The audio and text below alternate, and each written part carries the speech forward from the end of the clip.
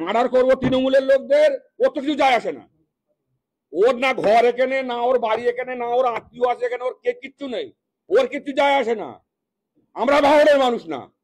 যদি আমরা ভাঙড়ের প্রকৃত বাসিন্দা হই, আমরা ভাঙড়ের মানুষ হই, এই লোকটার বিরুদ্ধে আমাদের জিহাদ জারি থাকবে আপ টু 2026 অব্দি।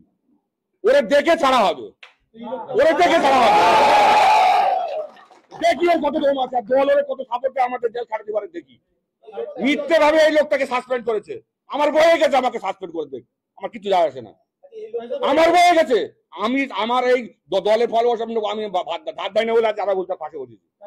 আজকের আরাবুলদার পাশে বসেছি এই কারণে যে আমার যা ব্যবস্থা নেয়নি, আমি এই লোকটার পাশে আছি, আমি এই লোকটার পাশে থাকবো। যে কি ও কত বড় দম আছে, ও কি করে ভাঙড়ে সাধারণ মানুষকে নিয়ে বলছে এই করবো সেই করে, তো করে দেখাক, করে দেখাক, সবাই জানে, প্রত্যেকে জানে। ভাঙড়ের যিনি আছেন দল দল দল মনোনীত বলে এখন বিরাট কিছু করছে, আমরা কি করি? আমার অপরাধটা কি? আমার অপরাধটা কি যে আমার বাড়িতে গিয়ে আমার মার্ডার করে দেবে, খুন করে দেবে, হুমকি দেখাচ্ছে লোকজন নিয়ে, তার ভিডিও ফুটেজ পুলিশকে দিয়েছে, পুলিশ অ্যাকশন নেয়নি, এখনো কেস হয়নি।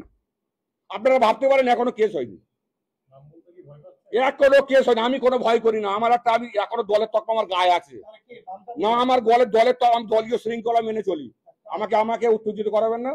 আমি দলীয় শৃঙ্খলা মেনে করে এখনো আমি সংযত রয়েছি যতটা পেরেছি।